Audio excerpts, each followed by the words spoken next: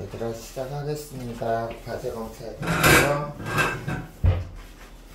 사실 우리가 과제 같은 경우는 뭐냐, 수학 같은 경우는 수요일에, 그리고 재환이 같은 경우는 금요일에 하면서 다 했죠. 그쵸?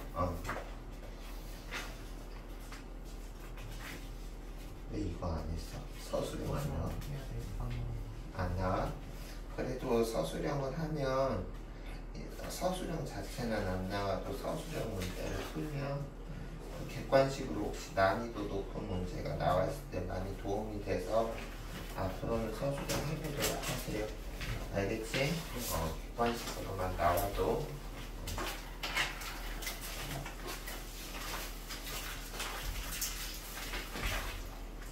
이거는 꼭 오늘까지 다 해야 되는 거 아니니까 잘했고, 수학 같은 경우는 잠깐만.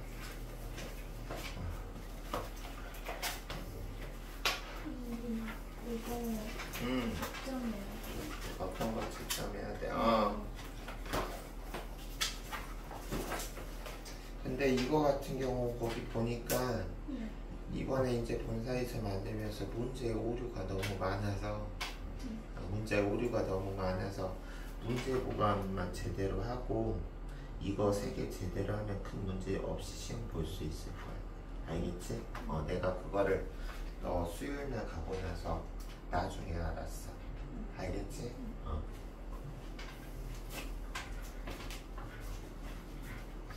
선생님이 1, 2주 때 나눠준 클리닉 자료, 주말 과제 자료, 그리고 자습서 평가 문제집, 그리고 이제 우리 그 3주차부터 나간 지금 너희들 갖고 있는 문제 보강 교재 문제 많잖아.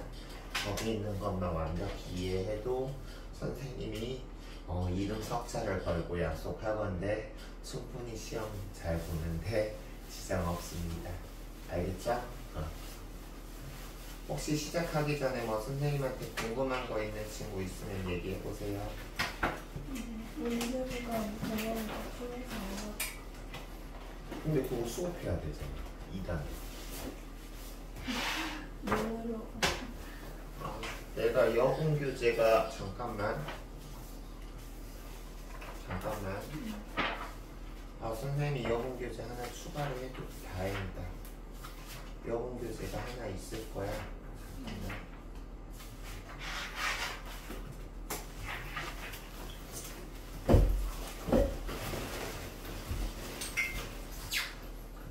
기다려.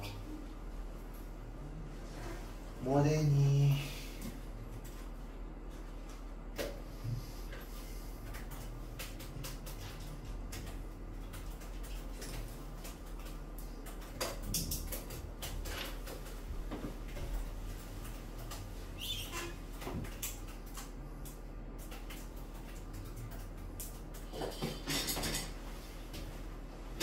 교재 하나 여분 가지고 올게.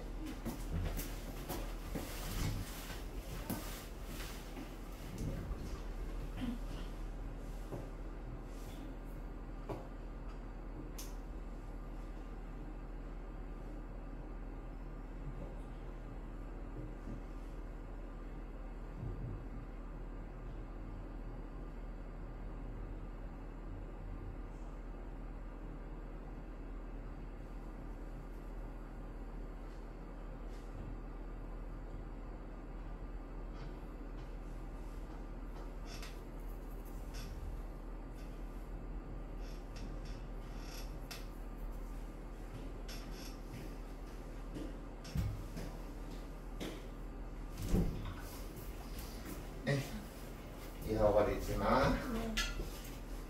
수아는 공부하는 거 워낙 좋아하니까 다시 한번 또 잘 알고 있냐 풀어봐도 되겠다. 다시 한번 풀 때는 다 맞는다는 생각으로 풀어봐도 되겠네. 그쵸? 시작하겠습니다. 일단 과제 검사 선생님이 재환이랑 수아했고,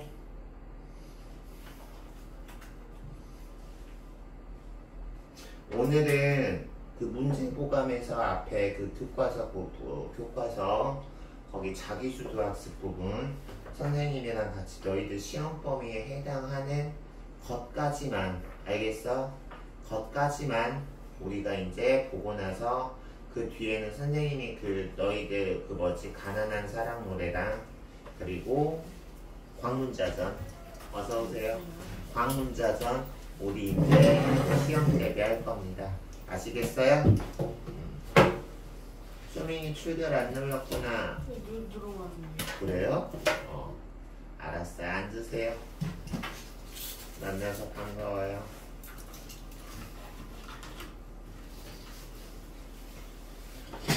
수민이 과제 검사해보자. 문제簿 한번 해보세요.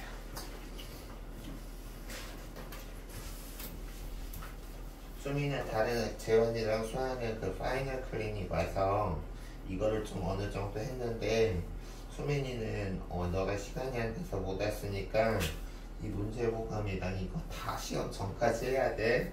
이거는 교과서 자료고 이거는 광문자전이랑 가난한 사랑 노래 그리고 여기 이거는 무조건 다 하시고요. 그 너희 시에서 그 뭐냐 산의 언덕에만 안 하면 되죠. 그거 빼고 나머지는 다 하시고 그리고 얘 같은 경우는 선생님이 단원을 나눌 수가 없어서 여기 2-1이랑 2-2가 다 있어.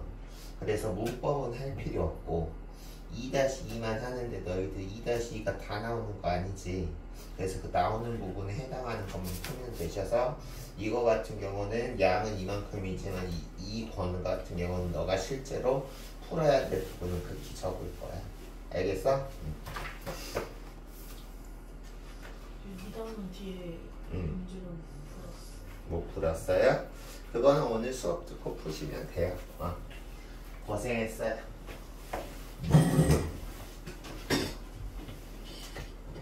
먼저 그 뭐냐 문제보감 2-2단원 나가봅시다.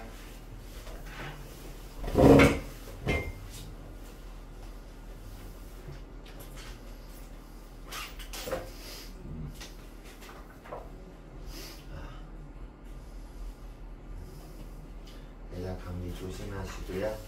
선생님이 이번에 몸살이 땡통 걸려보니까 특히 시험 가까워졌을 때 건강 컨디션 정확하게 하는 것도 너희들이 해야 할 일이더라고. 시작할게요. 여기 보도록 하겠습니다. 너희들 페이지도 몇 페이지인가요? 선생님이 여분으로 남겨둔 한 건을 뭐냐 수학 안 갖고 와서 줘서 선생님이 볼 수 있는 교재가 없어. 몇 페이지인가요? 181? 180? 180 보겠습니다. 그럼 얘들아 우리 보고하는 글쓰기에 대해서 2주차에 배웠던 내용 정리하는 시간 갖도록 하겠습니다. 일단 여기 보면 보고하는 글의 특징을 잘 봐야죠. 일단 이거부터 한번 잘 너희들이 기억하고 있는지 질문해 볼까? 보고서의 종류에는 우리가 3가지가 있었어요.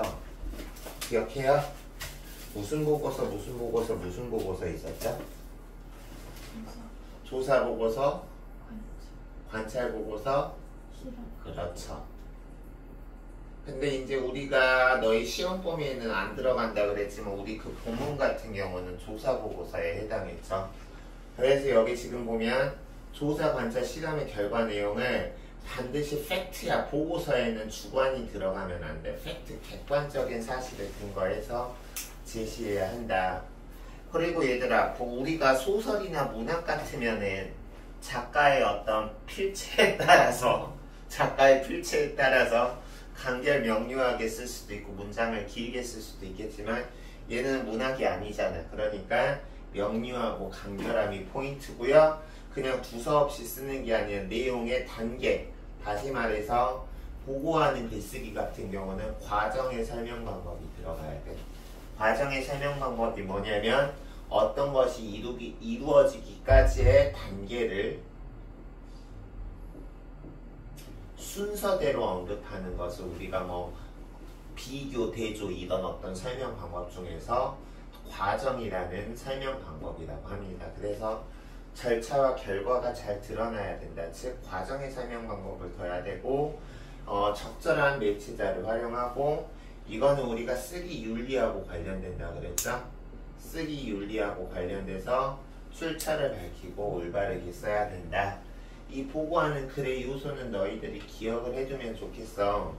먼저 자기가 보고를 하게 된 동기나 목적, 그 다음에 기간, 대상, 방법. 이게 이제 순서대로 우리가 보고서를 쓸 때는 이게 순서대로 나와야 되지. 먼저 결과부터 말하고 나중에 동기나 목적을 말한다던가 이러면 안 되는 거죠. 그래서 순서대로 동기와 목적, 기간 및 대상과 방법, 내용, 결과, 그리고 마지막에 출처. 알겠어요? 그럼 보겠습니다. 보고하는 글은 객관적 정확성이 있어야 된다. OX 5죠. 보고하는 글은 매체 자료를 이용할 수 있다. 선생님이 학교 다닐 때는 시청각 자료가 그렇게 많지 않았지만 너희들은 시험 이렇게 글자로 된 어떤 인쇄 매체보다 동영상이나 시청각 자료에 더 익숙할 테니까 당연히 이용할 수 있을 거고요. 그래서 3번 OX 이 논리라면 만약에 이 논리가 맞다면 대학원 석사 박사 논문도 상업적인 목적 아니니까 마음대로 표절하고 베껴도 된다는 소리죠. 그래서 X죠. 상업적인 목적이 아니더라도 반드시 출처를 밝혀야 한다. 다음 보고하는 글의 목적은 여기 지금 보면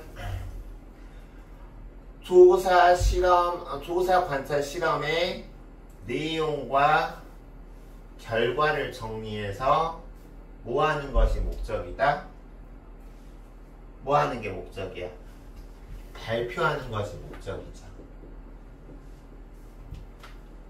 보고서를 분류하는 어떤 보고서가 조사 보고서인지 관찰 보고서인지 실험 보고서인지를 분류하는 기준 아닌 거 너무 쉽죠?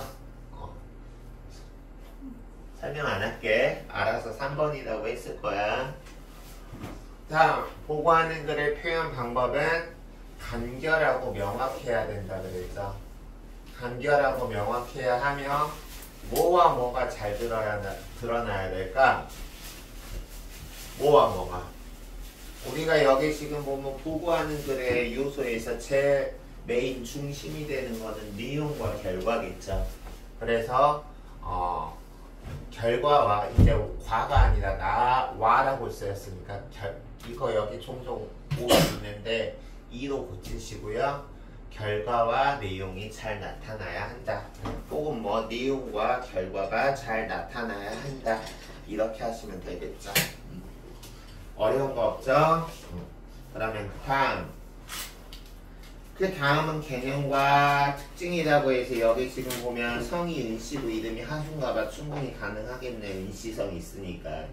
선생님이 좋아하는 작가 중에 은희경이라는 소설가 알아요? 나중에 시간 낼 때 읽어보세요. 그래서 우리 지역 축제 보고서에 대해서 지금 기간 여기 보면 기간 대상 나왔고 그리고 너희들 이거는 선생님이 좀 강조하고 싶어. 우리가 진주 남강 유득축제의 유래 다시 말해서 영어로 하면 오리신이죠. 근원 유래. 그치? 근원이나 유래를 말할 문헌조사.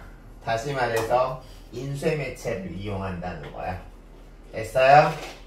그리고 방문조사라는 건 여기 지금 보면 내용이 진주 남강 유등축제 행사를 체험해본다 그랬지. 체험해본다 그랬지. 그러니까 체험하려면 직접 방문해야 될 거 아니야. 그래서 여기서 지금 행사를 체험할 때는 방문조사. 선생님은 근데 그거 봤을 때 별 효과는 없더라. 그래서 여기 보면 방문조사고 다음 여기 지금 우리가 시험 범위가 아닌 학생들이 독도에 대해 독도된다. 그 청소년 학습관에 대해서 얼마나 인지하고 있고 만족하는지에 대해서 설문조사했잖아. 그치? 여기서 지금 그거랑 같으니까 축제 방문자들에게 진주 남강 유등축제 만족도 같은 경우는 일일이 모든 사람 붙잡고 만족도 어땠어요? 물어보기 힘들잖아. 이거는 면담하기가 힘드니까 설문조사를 돌려서 한꺼번에 수집해서 할 수 있다. 만족도는 설문조사다. 체험은 방문조사다. 유래는 문헌조사다. 여기 포인트 두세요. 알겠어요? 그래서 여기 보면 조사 대상의 현황이나 실태를 정리하거나 보고서다. 여기 뭐 우리 아까 앞에서도 나왔지만 여기 이거 별표 쳐야죠. 조사 보고서에서는 순서대로 순서가 중요해. 먼저 동기나 목적, 그 다음에 기간과 대상 방법, 그리고 세 번째 내용, 결과, 그리고 이제 여기서는 and so on 해가지고 뒤에 마지막 하나 안 나왔지만 마지막에는 출처, 여기까지 순서대로 나와야 되죠. 그럼 위에 보고서는 진주단강 유등축제 보고서는 조사 보고서이다. OX 5죠? 다음 조사 보고서란 무엇인가 라고 지금 나왔죠. 그럼 조사 보고서의 뜻은 뭘까요? 조사 보고서 무엇이나 무엇을 정리하거나 조사 대상에 먼저 지우고 조사 대상의 현황이나 실태, 현황이라는 거나 실태라는 게 둘 다 현재 상황에서 현황이고요. 실태는 실제 상태의 실태예요. 알겠어? 한자어로 그런 의미야. 현자가 현재할 때 현자고 황은 상황할 때 황, 실태는 우리가 실제적 할 때 실, 그리고 태는 상태할 때 태자예요. 알겠어요?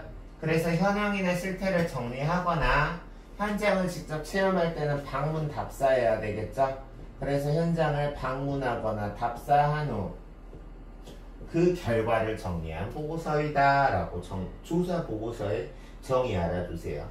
현황이나 그리고 실태를 정리하고 나서 직접 그 현장을 방문하거나 답사한 다음에 그 결과를 정리한 보고서이다. 알겠습니까?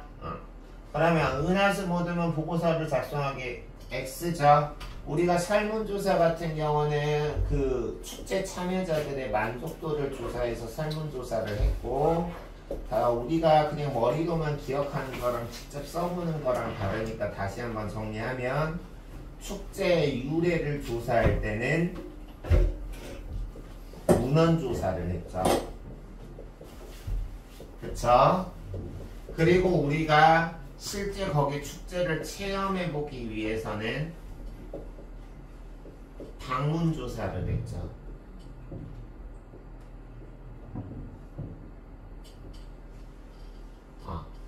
수민이도 필기 잘하시고 수민도 졸리면 말해. 이거 줄게. 졸음 깨는 껌이래. 됐어요?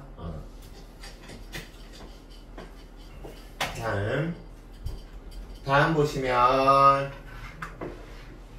이거 우리 기억해야 되는 거 여기 나왔네요. 순서대로 첫 번째 동기 및 목적,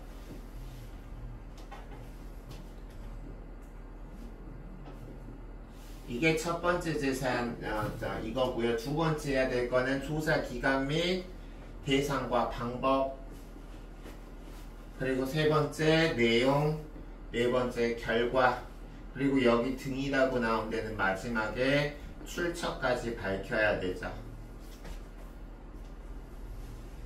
다음 위에 조사 보고서의 동기 및 목적을 찾아 적으시오. 여기를 참고해서 찾아 적으면 되겠죠. 그래서 우리 지역 축제에 대한 관심을 높이고 부족한 부분에 대해서는 우리가 대안을 제시해야 될 거 아니야. 그 대안이 여기서는 개선 방안이라는 표현으로 나왔죠. 알겠어? 다음 위에 보고서는 진주난강 유동축제에 대한 보고서이다. 맞습니까? 틀립니까? 맞죠? 너희들 혹시 백석의 시 공부해 본 적 있어요? 혹시 남신의주 유동 박시공방이라는 백석의 시 제목 들어봤나요? 남신의주 유동 박시공방.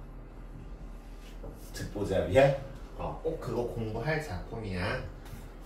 그거를 모르니까 선생님이 추가 설명을 해줄 수가 없다. 너희들이 알아야 이해하는데. 다음 보겠습니다. 보고하는 글의 개념과 특징이라고 해서 여기 지금 보면 이제 동기 및 목적 나왔고, 그 다음에 이제 기가 여기서는 지금 보면 이거 같은 경우는 안 써도 되는데 여기서 같은 경우는 이건 실험 보고서죠. 그래 안 그래? 부력이라는 거는 과학 분야니까 과학 분야는 실험을 해야 되겠죠.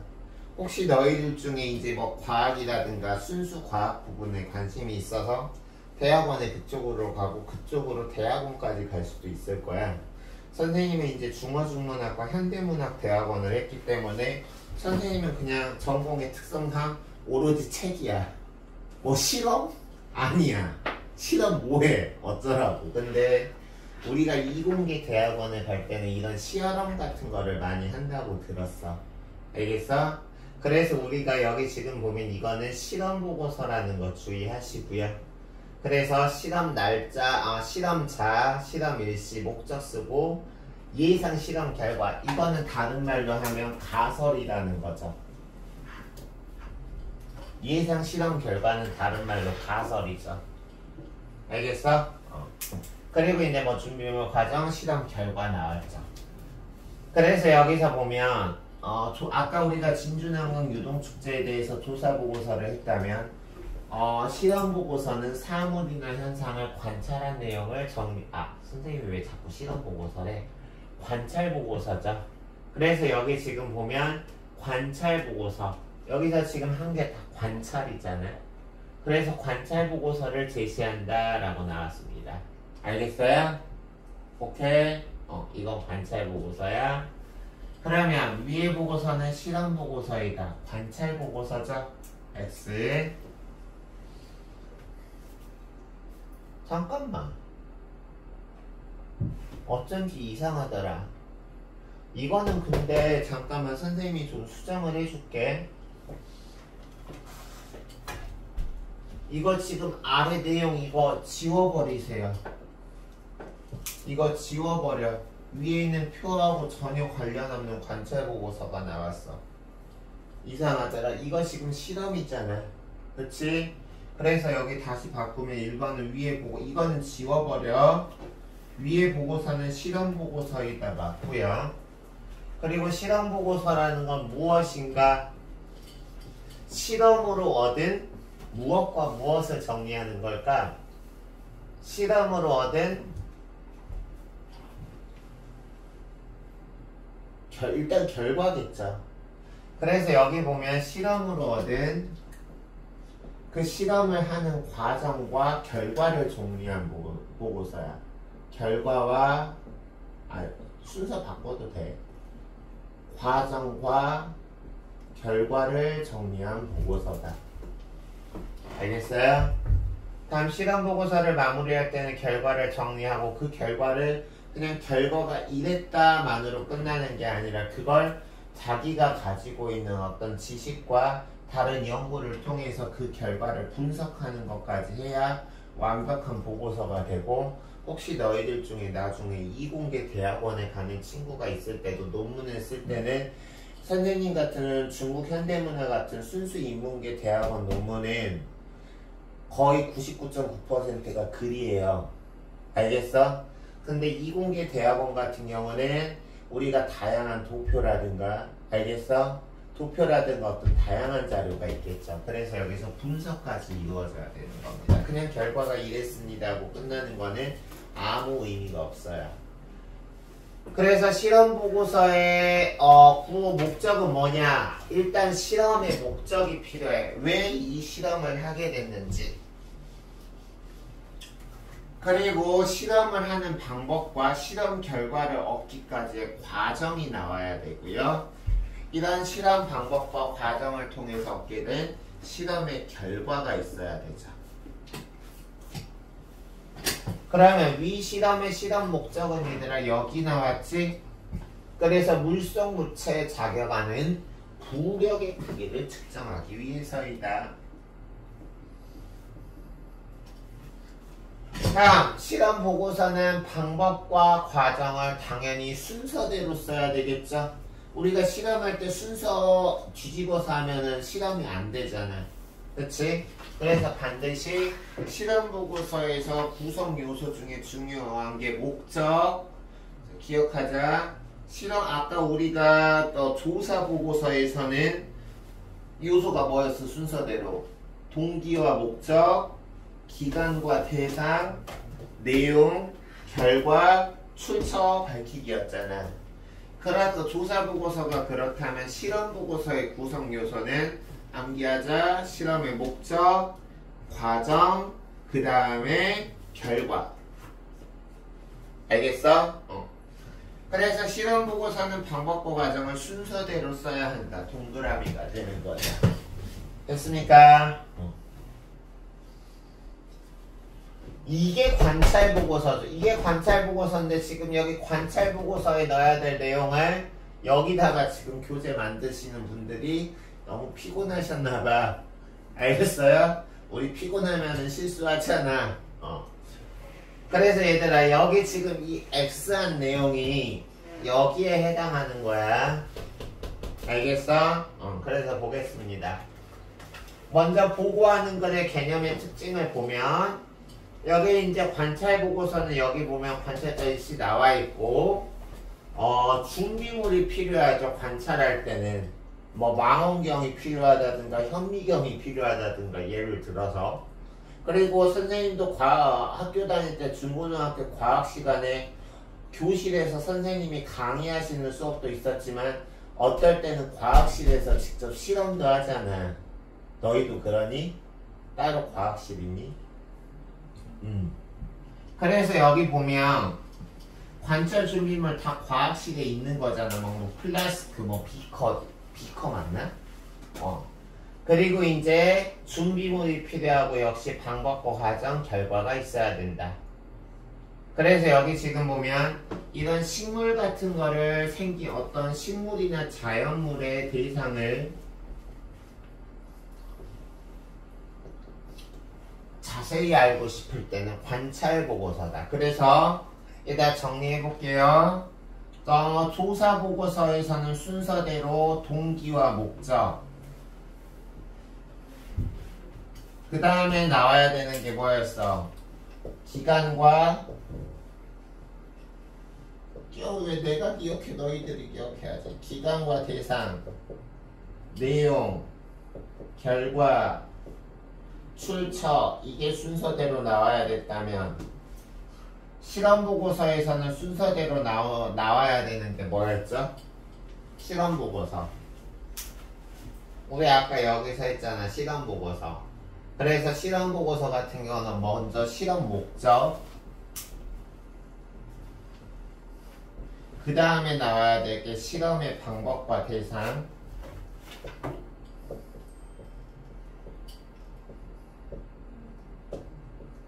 그 다음에 실험 결과를 순서대로 정리해야 됐고요. 됐어요? 그러면 관찰 보고서에서는 우리가 순서대로 나와야 되는 게 뭐냐?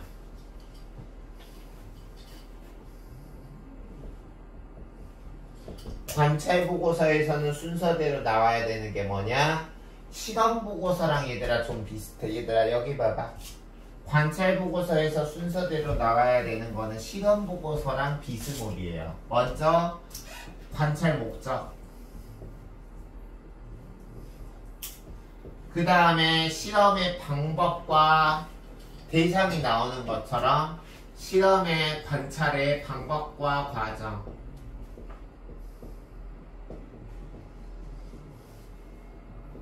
그 다음에 결과. 조사보고서하고 관찰보고서가 좀 비스무리한 거 알겠어? 구성 요소가? 알겠어? 그래서 다음 보겠습니다. 관찰보고서에 내가 이거 했나? 안 했구나. 관찰보고서 5고요. 관찰보고서는 뭐다? 사물이나 현상을 관찰한 내용이죠. 그래서 빈칸에 들어갈 두 단어는 현상과 관찰. 정리? 말을 해. 선생님한테 말 걸기 싫구나. 당연히 선생님한테 말을 걸기가 싫지. 왠 줄 알아? 얘들아 왠 줄 알아? 그 무거운 말을 어떻게 걸어?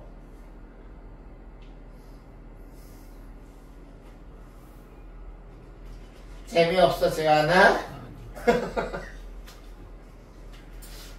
그래서 여기 지금 보면 사물의 현상을 관찰한 내용이다. 다음 위의 보고서에서는 관찰 준비물을 상세히 기록하였다. 맞아요? 틀려요? 맞죠?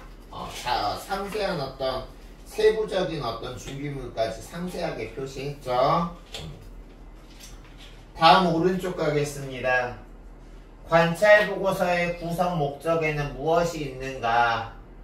여기 지금 선생님이 판서 안 지운 거 이거 그대로 쓰면 되죠. 목적 그리고 방법과 과정 결과. 그 다음에 위의 보고서에서 관찰의 목적은 무엇인가 찾아서 쓰면 되죠. 쌍떡잎식물과 외떡잎식물의 빈칸은 관따발 구조. 관따발 구조를 뭐하고? 관찰하고. 그리고 쌍떡물식물과 외떡물식물의 차이점을 설명하는 거죠. 그리고 우리가 모든 조사보고서나 실험보고서나 관찰보고서에서 동일하듯이 방법이나 과정은 항상 순서대로 나열해야지 자기 마음대로 하면 안 된다. 됐습니까? 그러면 이제 여기 보도록 하죠. 그 다음 너희들 여기 주제 목적 정하기부터 해서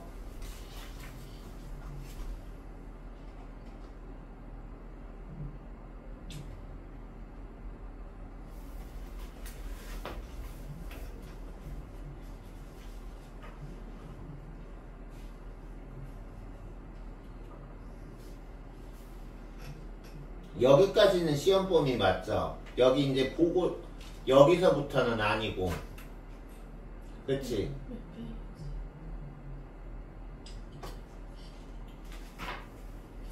여기까지는 시험 범위 맞지?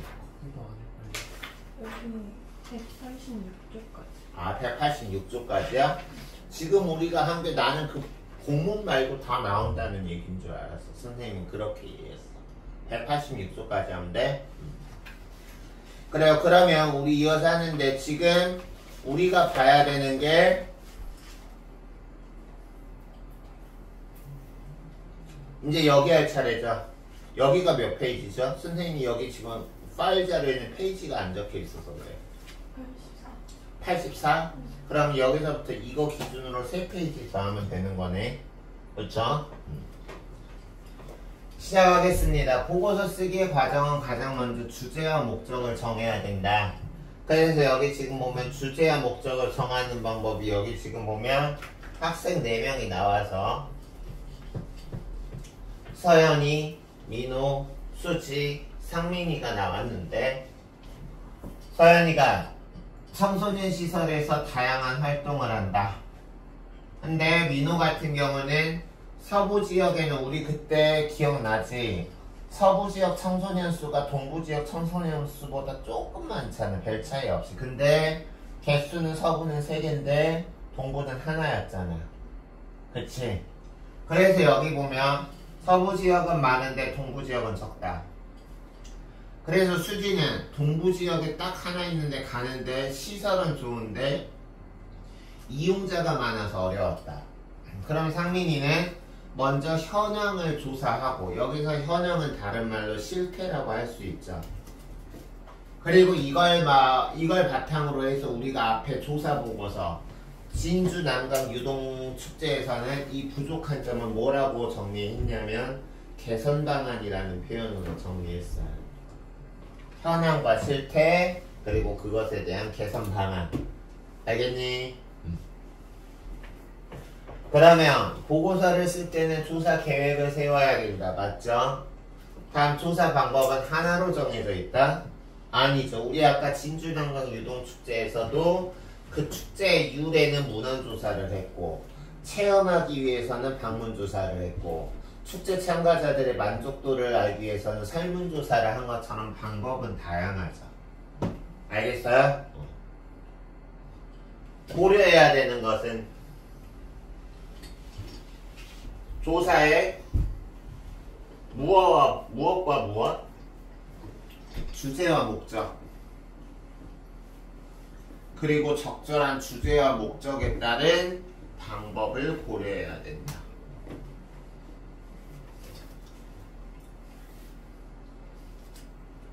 그럼 A에 들어갈 말은 뭐냐면 우리 동부지역 청소년 시설의 현황 및 개선 방안이라고 하면 되겠죠.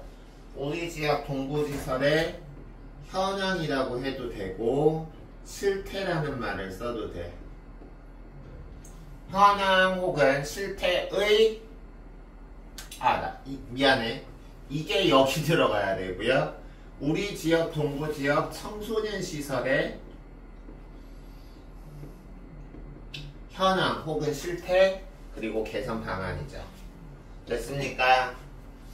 B에 들어갈 만한 말은 우리 지역의 동부지역의 청소년 시설을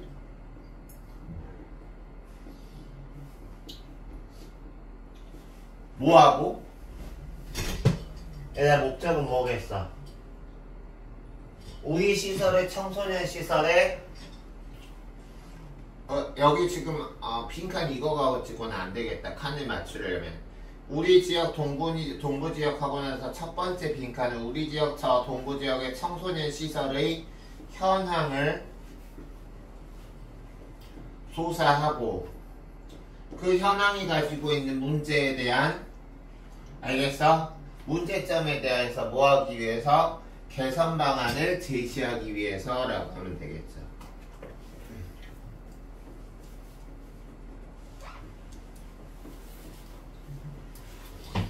이해 가셨나요? 다음 페이지 넘어갈게요. 다음 페이지 보시면 먼저 조사 계획 세우기 할 때 먼저 청소년 시설의 정의, 개념 정의부터 하겠다는 거고요. 그래, 우리 시설의 청소년 시설이 어디에 얼마나 위치하는지 알아보자. 그래서 이제 현황을 알아보고 여기서 조사하려고 하는 거는 동서부 지역의 청소년 시설의 개수 그리고 이제 인구 비교를 같이 해보겠다는 거죠. 그러면 우리가 상대적으로 청소년 시설 하나당 청소년 몇 명이 이용할 수 있는지가 나올 테니까. 알겠어?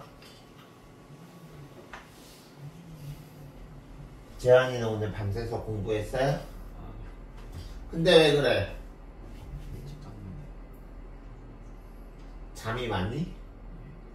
선생님이랑 비슷하고는 선생님 같은 경우도 이게 잠을 잤을 때 개운해 라는 느낌이 들려면 선생님 한 10시간 자야 되더라.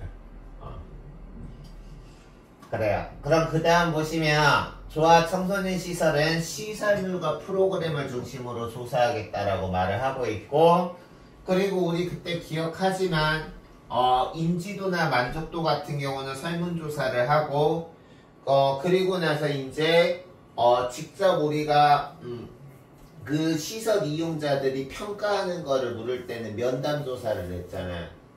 그치? 그런데 여기 지금 같은 경우는 내가 내렸나? 일단 이 질문 중요할 것 같아. 그래서 여기 보면 시설물과 프로그램을 중심으로 하는데 여기서 첫 번째 청소년 시설, 동부지역 청소년 시설은 얘들아 방문조사 별표 그리고 서부지역 같은 경우는 가기에는 너무 머니까 인터넷 조사 별표 그리고 청소년들이 하고 있는지 얼마나 알고 있는지는 인지도잖아. 그래 안 그래? 그리고 얼마나 만족하는지 만족도잖아. 얘들아 인지도하고 만족도는 무슨 조사했었어? 설문조사.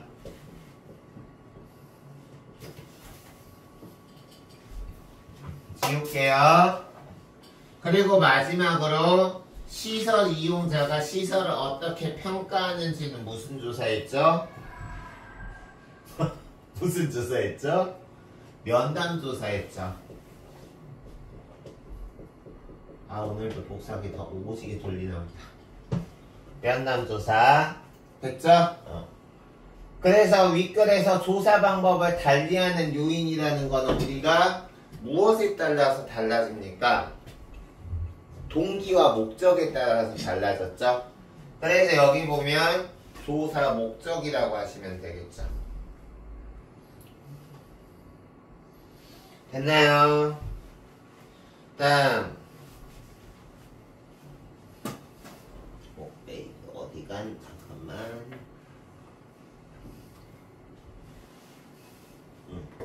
아이씨. 보죠. 조사 목적에 따라서 달라집니다. 그리고 또 수진의 모델은 동부와 서부 지역의 청소년들의 인지도와 만족도를 조사하기도 했다. 어때요? 이거는 틀렸죠. 왜? 서부 지역에는 알 바 없어. 동부 지역 청소년에 대한 인지도하고 만족도만 생각하는 거야. 따라서 동서부가 모두가 아니라 동부 지역만. 알겠니? 그리고 그 다음에 3번. 수지는 조사하기에 앞서서 여기 밑줄 쳐보세요. 자신들의 조사 대상에 대한 정확한 이해를 원한다. 밑줄. 이거 맞아요? 틀려요? 맞죠? 왜? 이게 단서죠?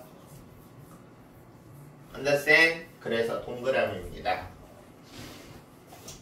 다음 보도록 할게요. 위글의 내용과 일치하면 동그라미, 틀리면 X라고 했는데 동부지역 청소년 시설을 직접 방문해서 조사한다. OX 5. 서부지역 청소년 시설 설문조사? 설문조사가 아니라 인터넷 조사죠. 다음 A에서 드러내고자 하는 바, 인구를 지금 여기서 드러내고자 하는 바는 뭘까요? 두 지역을 비교해서 청소년 시설이 필요한 상황이 아니라 상황을 객관적으로 드러내고자 한 거죠. 그냥 말로만 동부지역 청소년 시설이 부족해요 라고 말하면 시청 관계자들이 CR도 안 먹힐 거야. 그래서 두 지역을 이렇게 직접적으로 팩트나 수치로 비교를 함으로써 제시해서 동부지역의 청소년 시설이 필요한 상황을 객관적으로 드러내기 위함이다. 알겠지? 자, 위글에서 상민이는 동부지역 청소년들의 문제점을 드러내고 있다라고 했는데 여기서 지금 보면 문제점까지는 아직 안 나와있죠. 상민이는 그냥 위치를 알아보고 그리고 인구를 비교해보자 라고 했지. 직접 문제까지 드러내고 있지는 않죠. X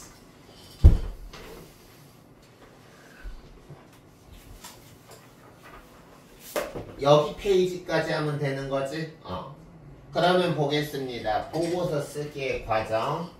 우리가 이거 같은 경우는 얘들아 조사 보고서니까 동기와 목적이 나오고 기간과 대상이 나오고 내용과 결과가 나오고 그 다음에 출처까지 나와야 되는 거죠.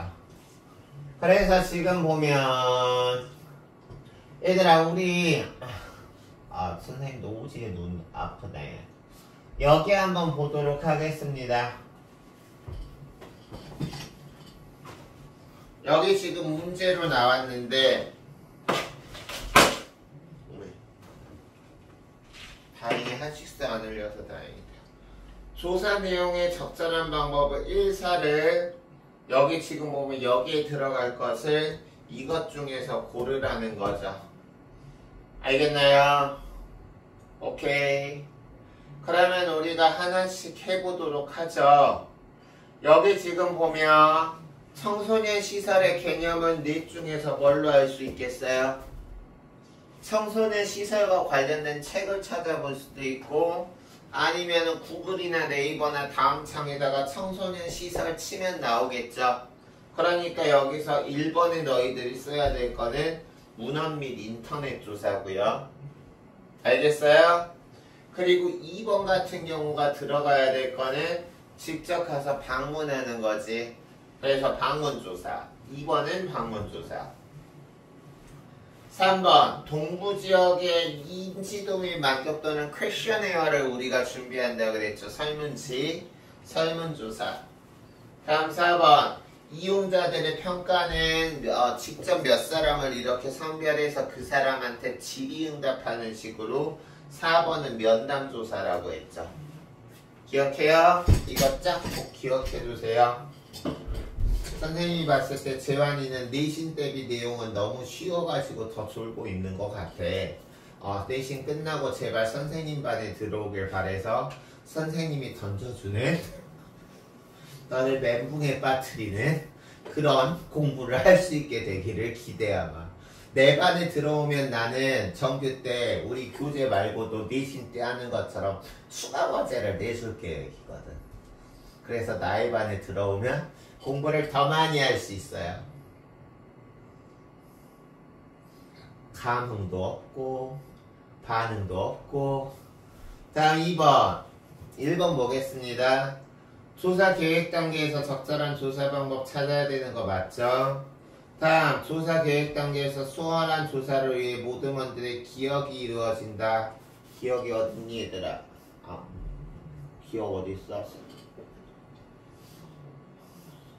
선생님이 눈이 나빠서 잘 못 찾아. 그냥 여기서 그냥 뭐 표의 기억이 있는 게 아니죠. 조사 계획에서 수월한 조사를 위해서 모두먼들의 무엇이 이루어질까? 근데 또 기억에 들어갈 말을 찾았으래네. 어떤 단어가 들어갈까? 역할 분담. 선생님이 지금 그 수아가 말한 것에 대한 적절한 용어가 기억이 안 나서 역할 분담. 여기 대놓고 나왔는데 내가 못 찾았네요. 다음, 그래서 2번 역할 분담이고 3번 B에 들어갈 조사 방법은 뭐? 방문 조사죠? 그래요. 다음 오른쪽. 조사 계획을 세울 때 고려해야 될 요소는 우리가 조사 계획이라는 거는 보고서의 동기와 목적에 맞게 해야 되는 거잖아. 그러니까 거기서 빈칸은 보고서의 동기와 목적. 다음, A에 들어갈 목적을 서술하시오라고 했는데 동부지역 청소년들의 현황을 조사하고 실태를 조사하고 그것에 대한 개선 방안을 제시하기 위해서겠죠.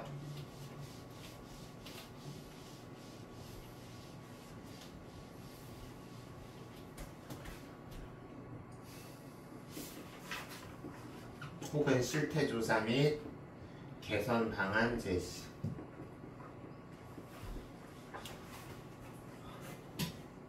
이건 너무도 당연히 O예요, X예요? O죠? 목적에 따라서 달라져야 되니까 O. 됐습니까? 여기까지 질문 있니? 없어? 그러면 이제 문제 보강 같은 경우는 다른 1단원은 했을 테니까 너희들이 국어시험 보기 전까지 거기 뒤에 있는 문제 중에서 해당하는 부분만 푸시면 돼요. 알겠니? 오케이. 얘들아 여기 이거는 문제 보고 하면서 할 거 그렇게 많이 없죠.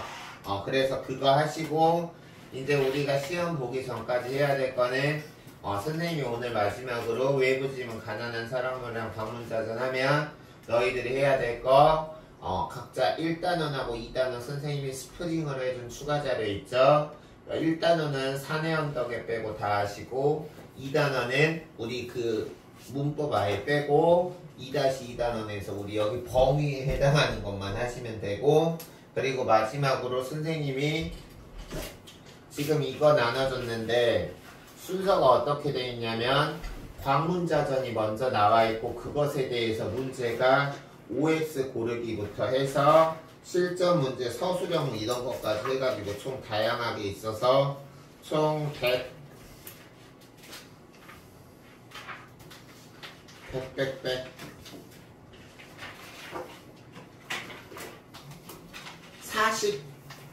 49문제를 지금 선생님이 드렸어요. 그리고 나서 그 149문제에 대한 뒤에 해설, 150문제에 대한 해설이 그 뒤에 나와 있고요. 그리고 그 다음에 가난한 사랑 노래에 대해서 내용 정리하는 거 나와 있고, 가난한 사랑 노래에 대해서는 선생님이 문제를 한 100문제에서 125문제 정도 출제했어요. 그래서 아마 이것만 하면 충분히 너희들이 대비하는데 문제 없을 거라고 생각해. 알겠죠?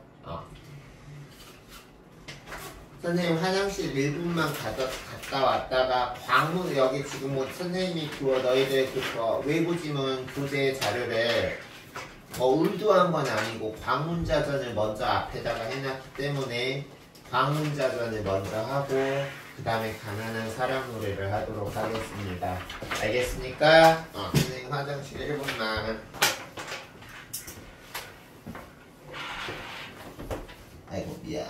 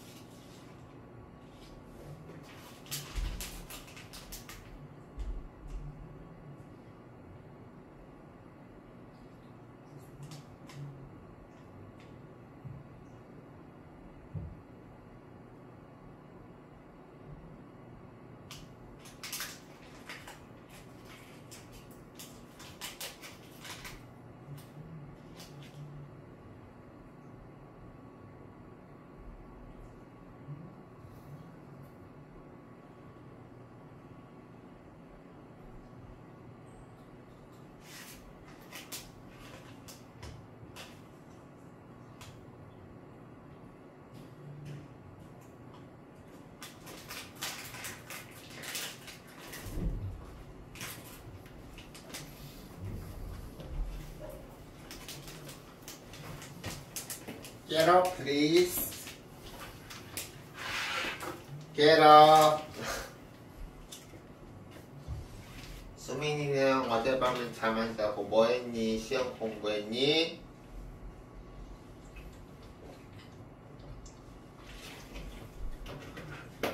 내일은 무슨 과목 봐?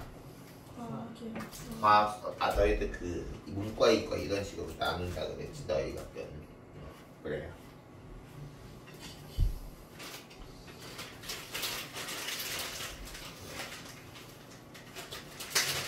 지금 3학년 1학기 기말고사 때는 뭐 2차 함수, 뭐 방정식하고 합쳐서 그런 거 나왔을 것 같고 2차 함수 아닌가? 지금 시험 범위는 뭐야? 수업. 맞아. 3학년에 코스, 아까 탄젠트 이런 것까지 나오냐? 시작해보겠습니다. 광문자전. 우리 이거 같은 경우는 너희들이 수행 때도 했던 거죠. 그쵸? 그래서 한번 보시면 내신이나 이제 여기서는 수능이라고 나왔는데 뭐 수능 연계 이거는 너희들이 무시하시고요. 이 글에서 제시된 여러 일화를 바탕으로 해서 주인공의 광문 및 그 주변 사람의 인물됨, 그리고 박지원이 왜 하필 양반 사회를 비판하기 위해서 다른 박지원의 작품 뭐 양반전이나 허생전 같은 경우에서는 우리가 경제적으로 무능한 양반을 내세웠는데 왜 이 작품에서는 양반이 아니라 거지, 생긴 것도 못생기고 그리고 거지 취급을 받는 광문이라는 거지를 주인공으로 내세웠는지에 대해서 밑줄 치세요. 당대 사회의 새로운 인간형. 그 전까지는 그냥 공부 열심히 해서 공부머리만 뛰어나서 과거 급제하면서 양반 되는 것이 그냥 전부라고 생각했는데 그게 아니라 이 광문이 가지는 장점에 주목했죠. 이 작품은. 얘들아 그러니 안 그러니? 광문이 가지는 어떤 성격이나 인성이 있어서의 장점에 주목했잖아. 그래서 그것을 통해서 가지고 있는 이 박지원이 추구하고 있는 조선 후기의 바람직한 당대 사회의 새로운 인간형 그리고 이 글의 주제의식을 파악해보자 라고 나왔습니다. 시작할게요. 이 작품 보시면 먼저 감상 길잡이 광문이라는 이름을 가진 거지를 비렁뱅이라고도 합니다. 그래서 비렁뱅이의 성품과 삶의 태도를 그린 박지원의 소설이다. 그쵸? 그래서 연암소설의 특징은 우리 허생전도 그렇지만 집권층에 무능한 비판했잖아. 그래 안 그래? 허생전에서도 조선 후기 경제구조에 취약한 비판했잖아. 이 작품에서도 현실이 비판 나오고 여기서 그 다음에 이 새로운 가치관이나 인문형을 제시할 때는 이 광문을 통해서 제시하는 거죠. 까리? 그 다음에 사실적 표현을 들 수 있는데 여기 우리 중요한 거 있습니다. 이 글은 고전소설에 여기 이거 몇 줄 치세요. 별표. 일반적으로 고전소설에 엄친아 엄마 친구 아들 엄친아를 주로 주인공으로 내세우는데 제자가인 유형의 인물이 아니라 못생긴 거지를 주인공으로 삼아 새로운 가치관을 제시한다. 이 새로운 가치관은 공부머리가 중요한 게 아니라 인성과 인품이 중요함을 나타내는 거죠. 그래서 우리 그 너희들 수행평가 지문에서도 그 지문 마지막 문단에 기생이 있었는데 그 기생이 돈 많고 돈 많이 준다고 하고 권력이 높은 사람한테는 그렇게 막 춤을 추려고 해도 안 추더니 그 기생이 참으로 현명한 기생인가봐. 광문을 보더니 생긴 거는 정말 아니지만 그 인품을 알아보고 권력자 돈 많은 사람 다 제껴두고 광문 앞에서 춤을 추면서 끝났잖아. 그래 안 그래? 그래서 이런 새로운 가치관을 제시한다. 다음 연함은 기존의 가치관은 양반이 짱 그리고 어떤 권력과 재산이 짱 이런 기존의 가치관을 비판하기 위해서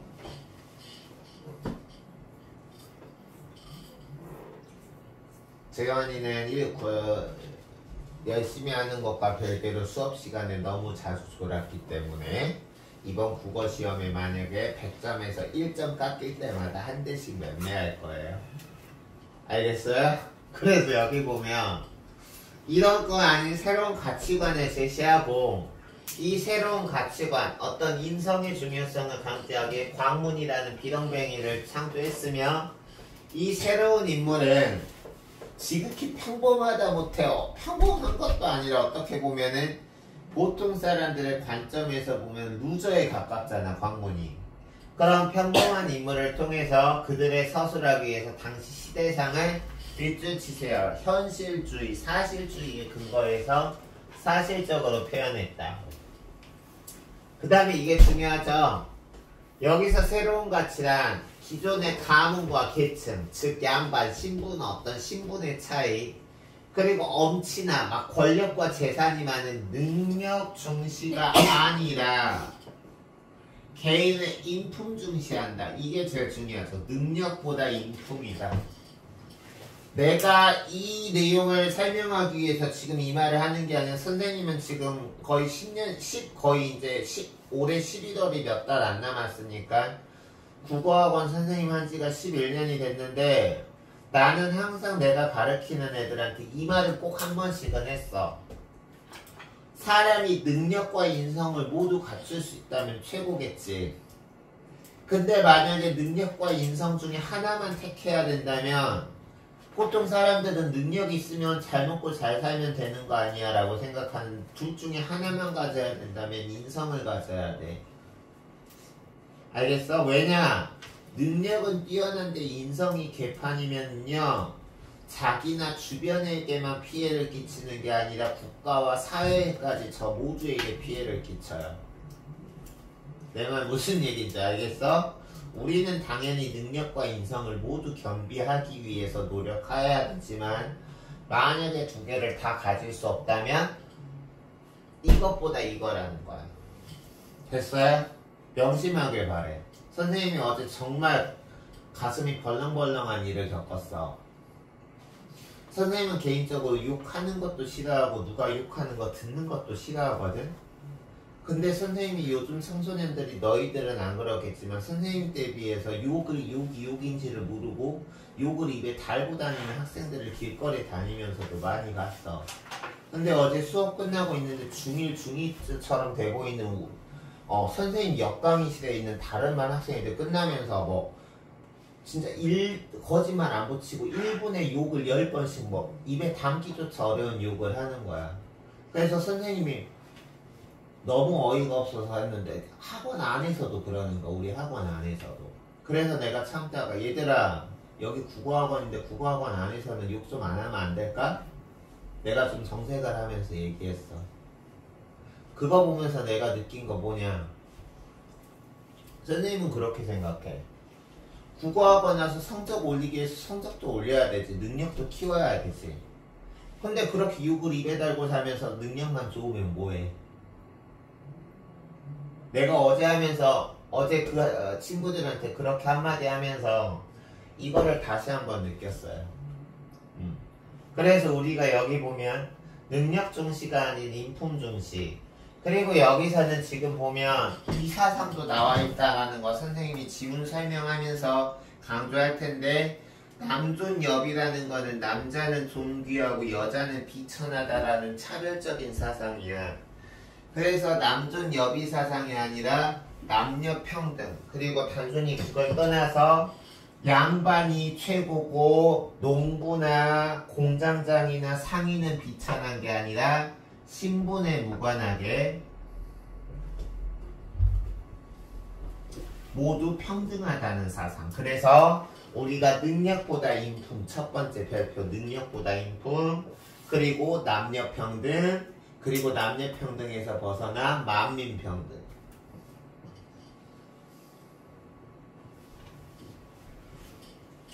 그래서 이거를 크게 이제 보시면 뭐 발단, 전개, 위기, 절정, 결말이 있는데 크게 여기서는 이 셋으로 나눌 수 있다라는 거야. 우리 그 너희들 수행평가 지문하고 똑같죠? 맨 처음에 이제 비렁뱅이 아이가 죽는데 그게 실제 광문이 죽이지도 않는데 광문이 그 살인자, 아기 죽인 살인자인 것처럼 모함을 받죠. 그리고 나서 이제 나중에 그 동굴 아이들이 그 죽은 아이 시체를 무슨 다리 밑에다가 던져버리는데 광문이 거기서 이제 착한 심성을 보여주죠.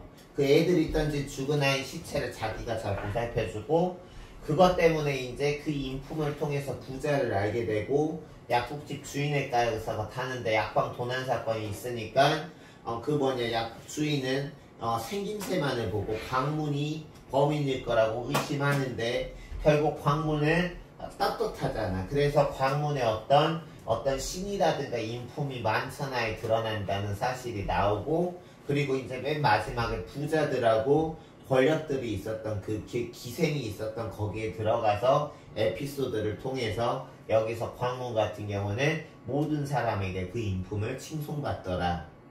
그런 어떤 줄거리로 끝나잖아. 그래서 이제 전체적인 내용 계약했고요. 하나하나씩 세부적으로 보겠습니다.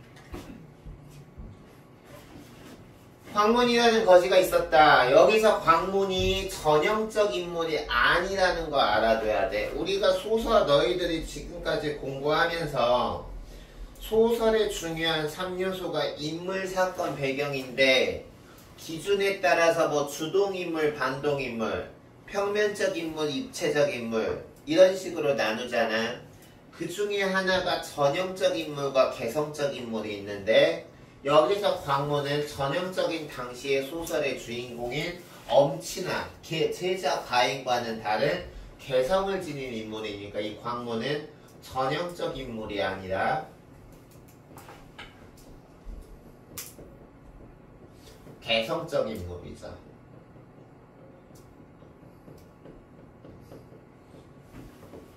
그래서 광문이라는 자는 그지였는데 일찍이 종로 얘들아 너희들 이거는 너희들이 아는 만큼 보인다고 지하철 서울 지하철의 1호선의 종강역이라고 아나요? 종강역에서 내려서 좀 걸어가면 교보문고 있고 막 있잖아. 그래서 그쪽을 말하는 거야. 그래서 거기에 가게가 쭉 늘어서 있는 자리에서 거지 생활을 하고 다녔는데 거지 아이들이 광문을 거지 중에 왕으로 추도해서 거지 패거리에 우두머리를 삼고 소굴을 지키게 한 적이 있었다. 이게 이제 광문이 누명을 쓰게 된 어떤 시작 배경이라고 할 수 있죠. 그래서 다음 보시면 하루는 날이 몹시 차고 눈이 내리는데 여기 별표 병든 아이가 죽게 되는 사건과 관련된 배경이야. 병든 아이가 죽게 되는 특히 어떤 배경이냐면 시간적 배경이죠. 그래서 눈이 내리는데 거지 아이들이 다 함께 밥을 먹으러 가고 그중 한 아이만이 병이 들어 따라가지 못했다. 적은 뒤 그 아이가 추위에 떨면서 거듭 흐느끼는데 초량했다. 그 다음에 여기 별표치다. 광문이 너무 불쌍해서 그 아픈 아이를 위해서 몸소 나가 밥을 빌려왔는데 그 병든 아이를 위해서 밥 빌리러 나간 그 잠깐 자리 비운 사이에 아이가 죽어 있었다. 그러면 당연히 보통 사람들의 관점에서는 거지 아이들은 다 나갔고 지금 이 소굴에는 그 아이하고 광문 둘밖에 없었는데 아이가 죽었으니까 당연히 광문이 애를 죽였다라고 의심했겠고 그래서 쫓아내니 광문이 밤에 엉금엉금 기어서 마을의 어느 집으로 들어가다가 그 집 강아지를 놀라게 했다. 그래서 집주인이 왜 애먼 집에 들어와서 자기 집 강아지를 놀래게 하냐고 꽁꽁 묻더니 거지 광문이 하는 말이 여기서 지금 광문은 물질적으로는 내세울 게 없지만 떳떳하고 당당한 인물이죠. 마음에 꿀리는 게 없으니까.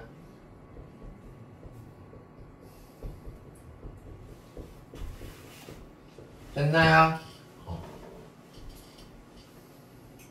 그래서 나는 여기서 원수가 지칭하는 거는 자기에게 누명을 씌운 거지 아이들을 말합니다. 그래서 나는 저에게 누명을 씌운 거지 아이들 원수를 피해서 온 것이지 당신네 집 도둑질하러 온 I'm not a thief. 나 도둑놈 아니에요. 영감님이 믿지 못하신다면 내일 아침 저자라는 건 시장이란 뜻이야. 그 종강역 주변에 있는 시장에 나가서 내가 평소에 어떤 사람인지 알아보십시오라고 당당하게 말하고 있어요. 됐나요? 그래서 그렇게 말하는데 말이 몹시 이노센트 순수해 순진무구해 떳떳하고 당당하고 순진한 새로운 인간상을 말하고 있죠. 됐어요? 그래서 말이 몹시 순박함으로 집주인이 내심 이 광문이 도둑은 아니구나 라고 알고서 새벽녘에 풀어주었다.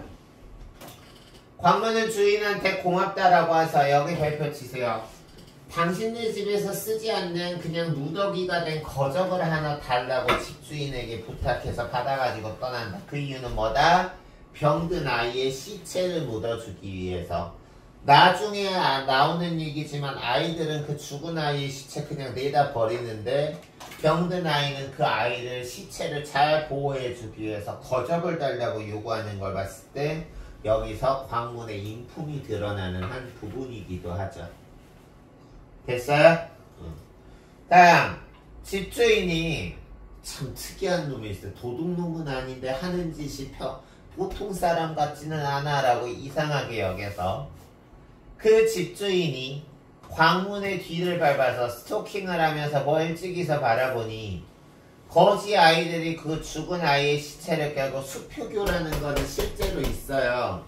그 종강역에서 을지로 입구역 쪽으로 가는데 청계천 쪽에 넘어가다 보면 수표교가 있어요. 알겠어? 그래서 그 수표교에 여기 나왔네. 청계천에 놓은 다리.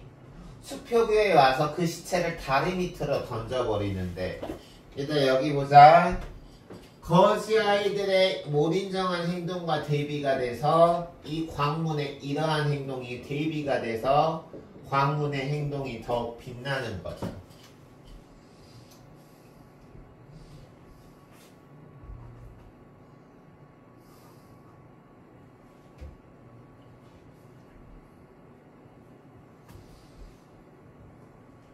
광문이 숨어있다가 떨어진 거적으로 그 시체를 싸서 짊어지고 가서 서쪽의 공동묘지에다가 묶어서 중얼거리면서 온다. 이 지금 일반 거지들의 행동과 그리고 광문자의 이런 행동, 광문의 이런 행동은 우리가 완벽한 대조를 이루면서 이 광문의 긍정적인 성격을 부각하는 거죠.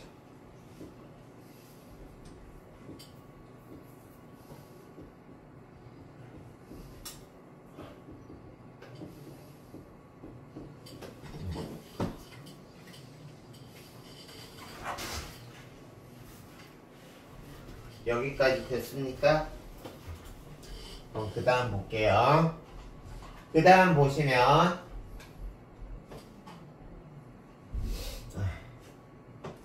이의 집주인이 그 이제 광문을 뒤따라서 스토킹한 집주인이 광문을 붙들고 왜 그렇게 우는지 이유를 물었다.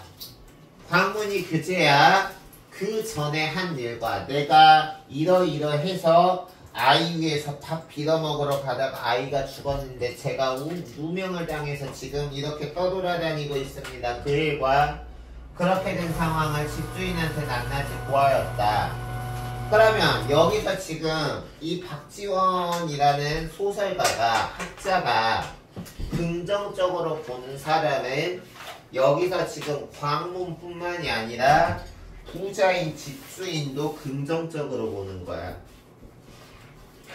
우리가 일반적으로 돈 있고 부자들은 그냥 옷차림이나 겉모습만 보고 판단해서 광문같이 누더기 옷 입고 못생긴 사람이면은 그 누더기 옷 입고 못생긴 사람이 아무리 인품이 좋아도 우리 대한민국 사회에서는 그런 사람 무시하잖아. 겉모습만 보고.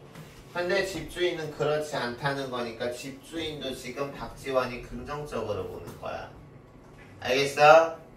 그래서 집주인이 내신 광문을 의롭게 여겨. 내가 이 사람을 좀 이 광문을 안전하게 살 수 있게 도와줘야 되겠구나 하면서 옷을 주고 대우하였다. 즉 거지 광문의 의식주를 해결해 준 거죠. 그리고 여기 살면서 집주인은 보면 볼수록 광문이한테 대면을 했나 봐. 알겠어? 집주인이 이제 자기한테 집에 모시면서 광문이를 보면 볼수록 대면들어서 약국에 사는 부자한테 이 광문이라는 사람이 이렇게 좋은 사람입니다라고 추천해서 약국의 어떤 직원으로 삼게 하였다. 알겠어? 그래서 우리가 착하게 살면 이렇게 복을 받습니다. 그 다음 보겠습니다. 선생님이 너무 책에 있는 말만 하는데 진짜 맞아. 선생님도 물론 착하게만 살진 않죠. 착하게 살려고 노력은 하지만 살다 보면 선생님이 알게 모르게 죄를 짓겠죠. 선생님도 인간이니까. 근데 우리가 인간은 완벽하진 않지만 그래도 착하고 옳은 인품을 가지려고 살려고 노력을 하다 보면 죄는 덜 짓게 되고 착한 일은 더 많이 하게 되겠지.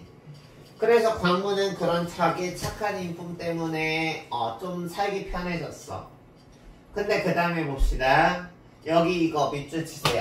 여기서부터 여기까지가 광문이 의심받는 사건인데 우리가 인생사 세용지마라고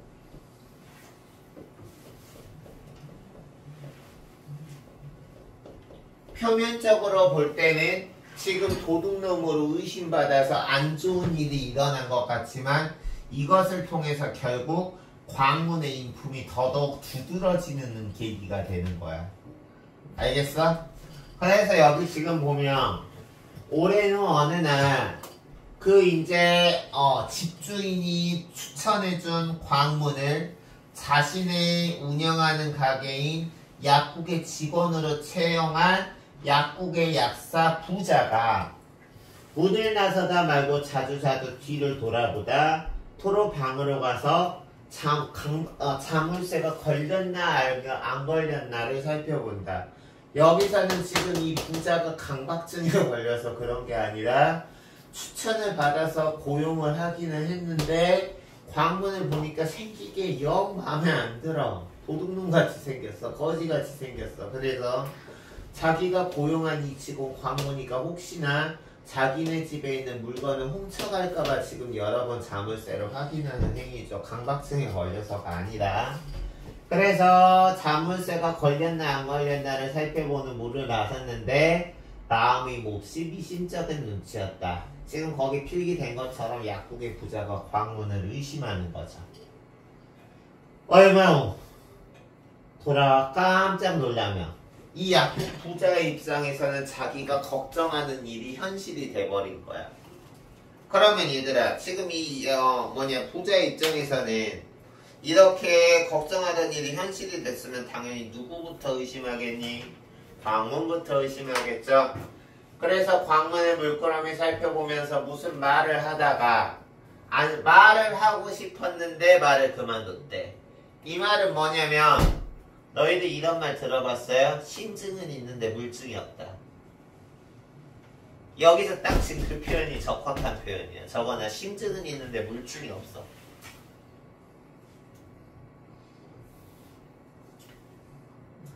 그래서 광문이 돈을 훔쳐갔을 거라고 의심하지만 심증은 있어. 근데 자기가 느끼는 그 마음을 제가 도둑이라고 할 만한 확실한 증거가 없어. 물증이 없어서 꺼내지 않는다. 다시 볼 때 이 약국 부자는 그래도 신중한 성격을 가지고 있다. 우리가 충동적인 사람은 이 일 있으면 바로 광문이한테 가서 내 그럴 줄 알았어. 내가 지금까지 너 의심했는데 네가 훔쳤지? 라고 했을 텐데 이 지금 부자는 심증은 있는데 물증이 없으니까 일단 말을 보류한 거죠. 신중한 성격을 가지고 있는 거죠. 사람이 이래야죠. 설령 의심을 하더라도 그게 확실하다는 결론이 나오기 전까지는 함부로 행동해서는 안 되죠. 광문은 실로 무슨 영문인지를 몰라서 날마다 아무 말도 하지 못하고 지내면서 그렇다고 그만두겠다고 할 수도 없었다. 광문 나름대로도 지금 의심받고 있는 상황에서 여기서 일하는 게 편하진 않겠죠. 그 며칠이 지나 부자의 처조카가 돈을 가지고 와 부자에게 빌려. 얘들아 여기 지금 봐봐. 여기서부터 여기까지가 광문에 대한 부자의 의심이 풀리는 거죠. 그래서 며칠이 지나 부자의 처조카, 와이프의 조카가 돈을 데리고 와 돌려주면 얼마 전에 제가 아저씨한테 돈 빌리러 왔는데 아저씨가 안 계셔서 제가 맘대로 아저씨 방에서 가져갔는데 아마도 모르셨을 것입니다 라고 해서 이 돈이 사라지게 한 주인이 광문이 아니라 자신의 와이프의 조카라는 걸 알게 된 거죠. 그래서 이 부분 밑줄 펼쳐 있어요. 광문에 대한 부자의 의심이 풀리는 계기. 그럼 이때 부자의 심리는 어떨까? 속으로 광문이한테 매우 미안하겠죠. 그리고 한편으로는 의심했을 때 직접 광문이한테 말하지 않은 거를 한편으로 다행으로 여길 거고. 알겠어? 딱 하는 것이었다. 이에 부자는 광문한테 부끄러워서 왜? 정직한 광문을 의심했어. 얘들아 소인이라는 말은 자신을 낮춰 부르는 말이야. 알겠어? 그리고 장자라는 거는 상대방을 높여 부르는 말이야. 알겠니? 그럼 여기서는 문맥상 어떤 부유함으로만 보면 장자가 부자고 소인이 광문이어야 되는데 여기서는 지금 인품으로 보는 거니까 이 소인이 부자, 이 장자가 광문인 거죠. 그래서 부자가 광문이한테 나는 소인이다. 광문같이 당신같이 정직한 장자의 마음에 내가 의심을 해서 상처를 주었으니 부자인 나는 앞으로 광문 너를 볼 낯이 없다 라고 사죄하였다. 그리고는 알고 지내는 여러 사람들과 다른 부자 장사치들에게 광문을 칭찬하고 우리가 입소문이 그래서 무서운 거죠. 알겠어요? 입소문이 무서운 거야. 선생님은 개인적으로 학원 선생님 오래 하면서 느낀 게 선생님이 예를 들어서 내가 너희들한테 막 선생님 개인 PR하면서 나 이렇게 잘난 사람이야. 내 수업 많이 들으러 와. 이거는 아무 소용이 없다고 생각해. 내가 그냥 수업을 해도 너희들이 내 수업이 좋다고 생각해서 너희들 사이에서 만약에 선생님이 입소문이 좋게 나면 내가 가만히 있어도 학생들은 오겠죠. 그 반대면 안 올 거고. 그래서 여기 지금 보면 볼넷이 없다. 그래서 이제 여기까지 칭찬이 확장되고 여러 종실의 귀한 손님들과 공격 높은 벼슬아치의 권세가 있는 집에게도 과할 정도로 칭찬을 해대니 높은 관리들의 측근과 임금의 친족의 손님들이 모두 이야기거리를 만들어서 자기네가 섬기는 부분에 잠을 청할 적에, 즉 자기보다 높은 사람을 잠을 재우기 위해서 할 적에 이 정직한 광문의 이야기를 들려줄 정도로 광문의 인품이 널리 퍼졌다. 그래서 두어 달이 지나는 사이 사대부까지도 광문의 인품을 알게 되었다. 여기 봅시다. 그 당시 서울, 얘들아, 옛날 조선 후기만 해도 서울 하면은 지금의 서울이었을까요? 아니야. 너희들 서울에 사대문 있는 거 알아요? 동대문, 남대문, 서대문, 그리고 북쪽에 흥인지문. 그 문 안에 있는 데만 서울이었어.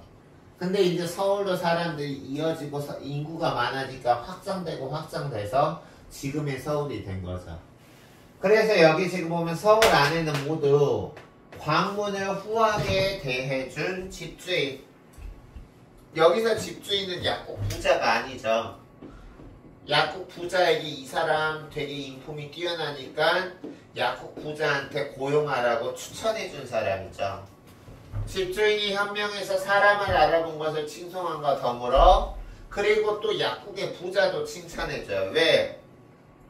아무리 집주인이 이 사람 좋다고 곧 채용하라고 추천해도 약국의 부자가 광문을 하찮게 봤으면 채용 안 했을 거 아니야. 그래서 약국의 부자를 장자라고 했다. 됐어요? 그럼 얘들아 여기 보세요.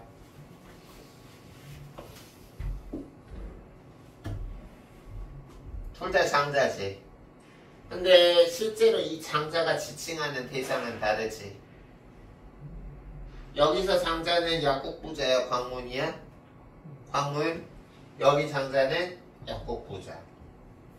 그리고 여기서는 이제 얘들아 보면 사람들이 약국부자를 인정하는 것도 뭐냐면 선생님 100% 일반 공감해.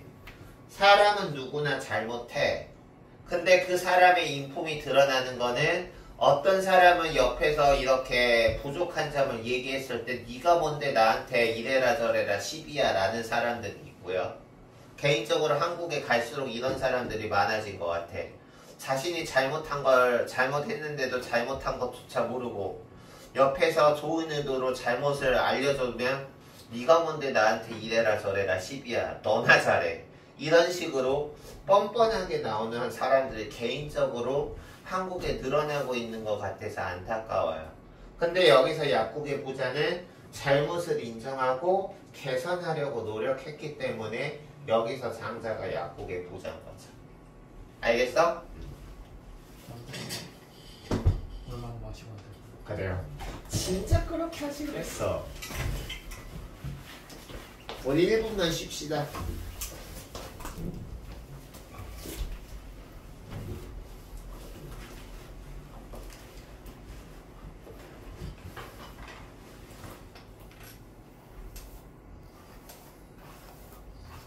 수아는 추석 연휴 때 뭐해? 우리 아직 안 했죠. 혹시 추석 연휴 때도 공부야? 나는 그랬어. 나는 추석 연휴 때도 시골에 가면 난 뭐 어땠냐면 누가 시키지도 않았어. 그냥 내가 가방에 공부할 거 책 들고 가서 티처들이랑 놀고 할 때는 노는데 이제 우리 가면은 다들 그냥 할 일 없이 TV 볼 때 있잖아. 그때 나는 몰래 할 게 아니지. 그냥 저는 공부할게요 하고 나서 다른 방 들어가서 다다 이제 막 TV 보고 할 일 없고 그냥 아무 그거 없이 보낼 때 나는 가져가 책 보고 공부했던 기억나요. 그래서 그때 이모부들이 어린 나한테 그누나 넌 참 특이하다 이랬었어. 수민아 정신 차리시구용. 수민이는 추석 연휴 때 어디 여행 가니 집에 시골 가니?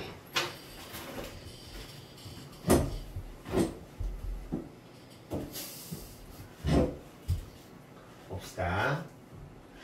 이때 돈놀이 하는 자들이 사채업자 돈놀이 하는 자들이 대체로 머리꽃과 옷과 빛이 의복 가재 도구 가업전자 로봇을 가지고 여기서 지금 보면 본값의 10분의 3이나 10분의 5를 쳐서 내주기 마련이었다.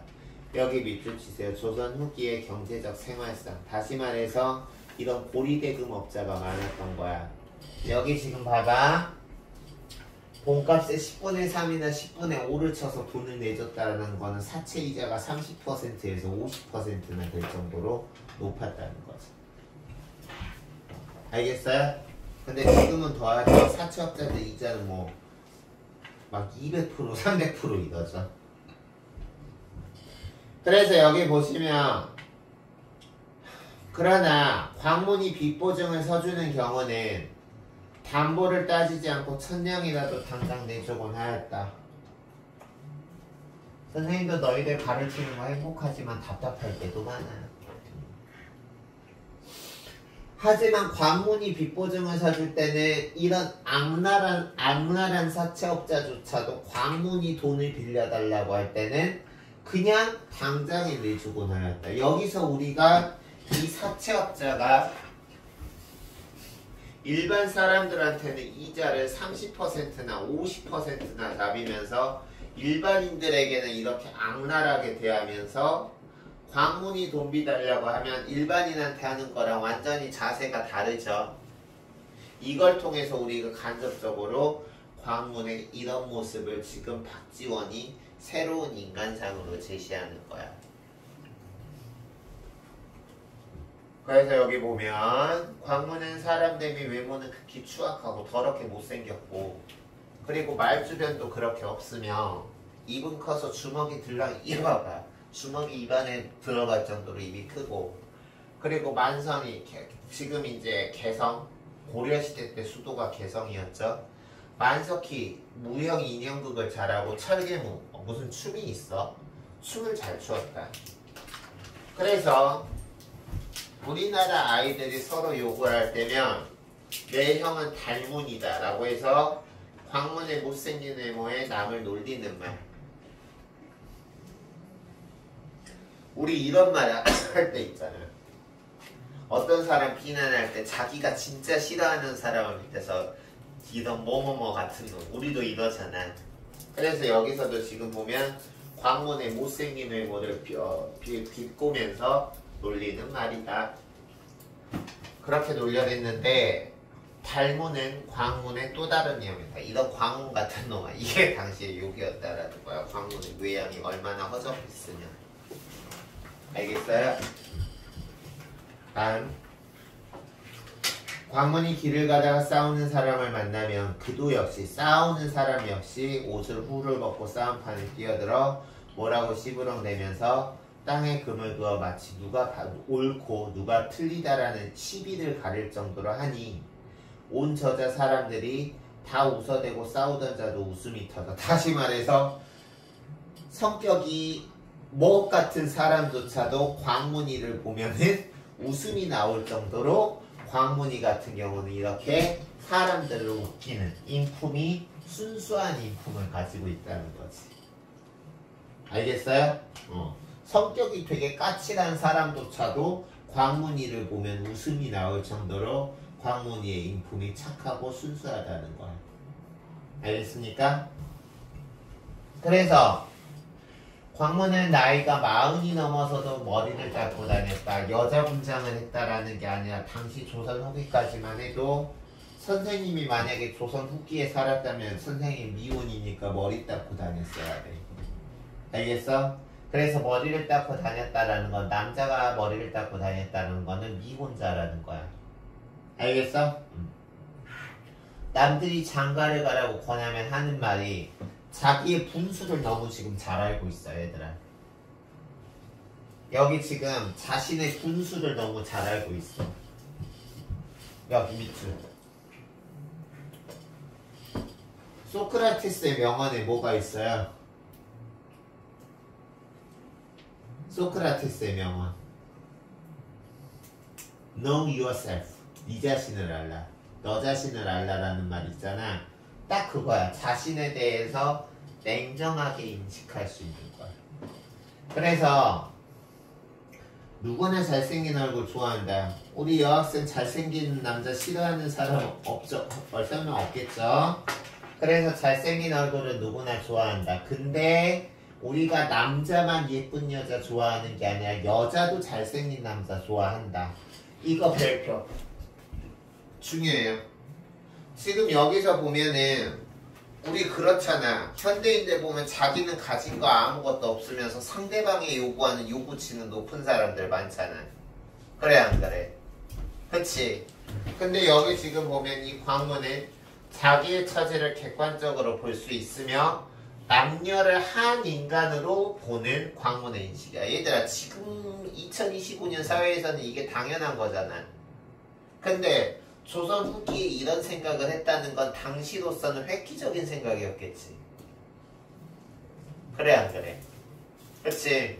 그래서 여기 지금 보면 남녀가 한 인간으로 대등한 권리를 가진다는 광문의 인식으로서 이게 바로 광문을 빌려서 박지원 작가가 가지는 성각자적인 모습을 보여주는 거 꼭 알아두세요. 성각자라는 거는 미리 뭔가를 깨달은 사람을 성각자라 그러죠. 그래서 광문이 이렇게 얘기하는 거야. 나도 남자니까 이쁜 여자 좋아.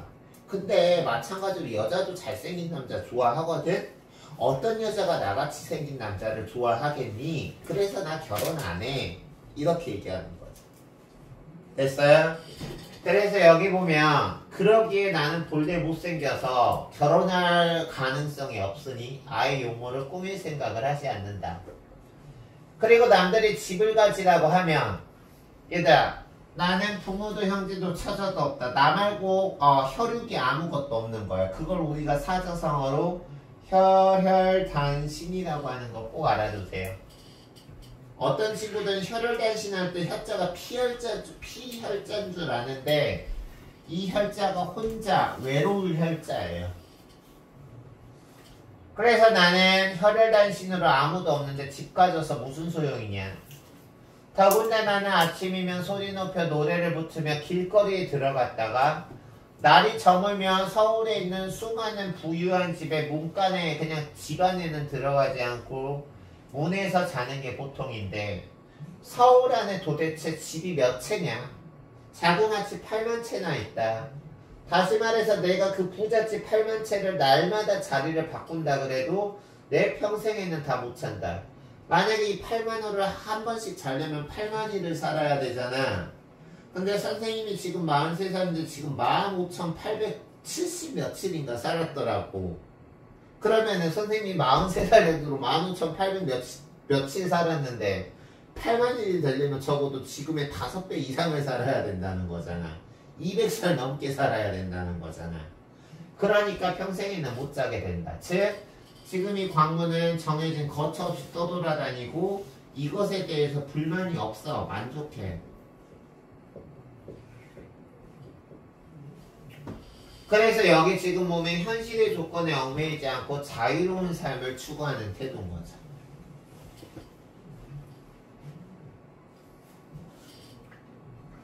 다음 보겠습니다. 서울 안의 명기, 아주 이름 있는 아주 유명한 기생들이 아무리 곱고나 아름다워도 광문이 그 기생들을 인정해주지 않으면 그 이름 있는 기생들도 광문의 인정을 받지 못하면 아무것도 아니었다. 이 말을 통해서 알 수 있는 건 뭐야? 사람을 보는 안목. 봐봐. 아무리 예뻐도 광문이 그 여자 진짜 예쁘고 착하네. 이렇게 얘기해주지 않으면 다른 사람들이 아무리 유명한 기생이라고 해도 인정을 못 받는 거야. 간접적으로 광문을 지금 긍정적으로 보는 거죠. 사람을 보낸 안목을 갖춘 광문. 우리 광문자전까지 하고 10분 쉬었다가 이제 가난한 사랑 노래하고 그거 마치면은 너희들이 이제 직접 풀이하면서 마지막으로 시험 전에 질문 받을게요. 알겠죠? 예전에 궁중의 우리마, 근위병, 별강, 부마도위, 다시 말해서 다 권력자들과 관련이 있는 사람이죠. 이 사람들이 종을 거드리고 옷소매를 누락뜨리며 운심 동그라미, 이 운심이 유명한 명기 중에 하나였죠. 여기서 지금 이 운심에 대해서 입체적으로 파악하는 것도 중요하죠. 그래서 얘들아 7번 볼까? 우리마, 별강 다 지금 권력이 있는 사람들이잖아. 그래 안 그래? 권력이 있는 사람들이 주변 사람들을 거느리고 기생의 집을 찾아간 적이 있다. 운심이 바로 명기야 얘들아. 봐봐. 운심이 명기야. 대청에서 술자리를 벌이고 가야금을 타면서 얘들아 이 사람들은 권력이 없겠니? 돈이 없겠니? 그치? 운심이 예쁘게 아주 여성스럽게 그 권력자 남자들 앞에서 교태를 부리고 노래를 잘 부르고 춤만 잘 추면 운심 입장에서는 엄청난 돈을 받을 수 있는 기회잖아. 근데 중요한 건 뭐냐? 여기 봐봐. 운심은 일부러 늑장을 부리며 추지 않았다. 도도한 여성의 모습을 보이고 있죠.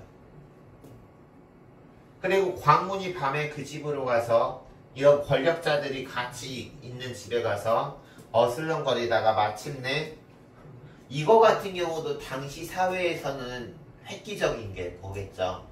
거지가 권력자들을 노는 데 들어가서 스스로 윗사람이 앉는 자리에 앉았다. 됐어요?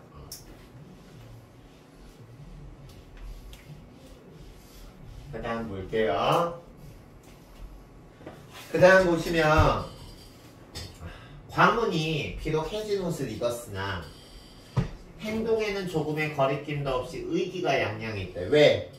마음에 빚진 것이 없으니까. 떳떳하고 당당하니까. 다음 눈가는 짓무르고 얘들아 이 광문의 외모를 한번 너희들이 상상해봐.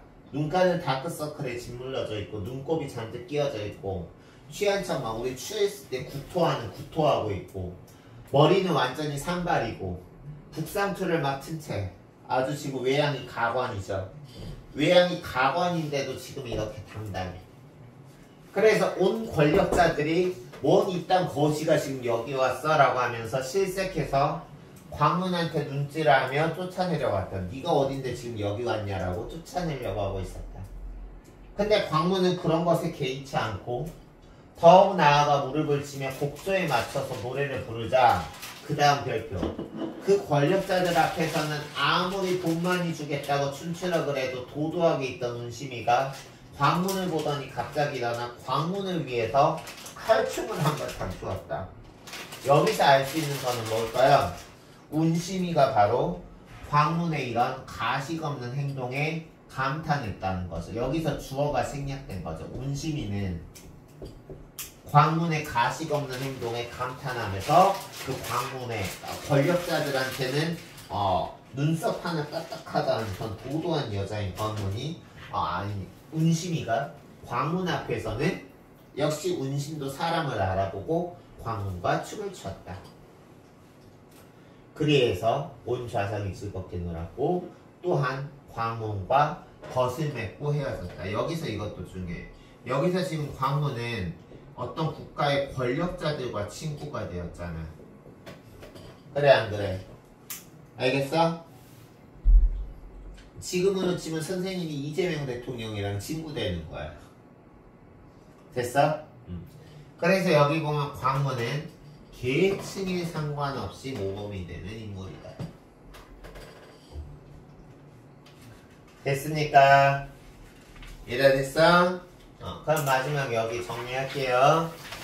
이 소설은 뭐냐? 박지원 소설처럼 고전 소설이고 얘들아 여기 갈래에서 고전소설, 한문소설, 풍자소설 밑줄 치시고요. 이거는 우리가 1-1단원에 나오는 허생전과의 공통점이에요. 그리고 우리가 일반적인 소설은 갈등의 양상에 따라서 5단계로 구성이 나뉘죠. 발단, 전개, 위기절정, 결말. 그치? 근데 이 소설은 단편 소설이기 때문에 기억해두세요. 발단, 전개, 결말의 5단 구성이 아니라 3단 구성이다. 다음! 선생님도 오지게 피곤하구만. 새로운 시대 인간형 제시한 거 이해가죠? 광문을 통해서. 그리고 신이 있는 자세와 쓰잘데기 없는 과한 욕심을 보이지 않는 광문의 삶의 태도. 얘들아, 그리고 여기서 중요한 게 뭐냐? 작가가 이런 광문을 부각하면 할수록, 얘들아, 작가가 이런 광문을 부각하면 할수록 작가가 양반을 돌려가게 하는 정도는 낮아지는 거야, 높아지는 거야? 높아지는 거겠죠? 그래서 신이 없고 욕심만 부리는 양반 사회를 돌려가게 하고 있다. 그리고 이 작품은 사실성이 강하고, 밑줄 치세요. 인물형이 일반적인 고전소설의 주인공, 능력이 뛰어난 남자, 여자인 전형적인 인물이 아니라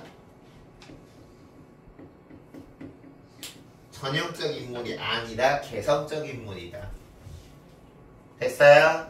그리고 이 작품은 어떤 딱 중심이 되는 중심 사건이 없고 그냥 인물에 대한 에피소드를 사파처럼 그냥 나열한 형식이야. 어떤 하나가 제일 중요한 사건이에요 이게 아니라 그냥 나열된 이런 일련의 사건들이 소떡소떡처럼 자연스럽게 연결돼서 그것의 공통점이 바로 광문의 성품 및 삶의 자세를 드러낸다는 거죠. 선생님이 에어컨을 하니 몸살이 심해진다. 잠시 끌 테니까 이따 또 다시 많이 더워지면 말씀하세요. 재환아. 그리고 다음 거지 주인공을 예찬함으로써 이거 내가 한 거죠. 광문을 칭찬하면 할수록 양반을 까는 정도는 심해진다 그랬죠. 그래서 광문을 예찬함으로써 당시 양반 사회를 중요한 거 직설적으로 비판한 게 아니라 풍자의 방법을 썼기 때문에 간접적이고 우회적으로 비판한다.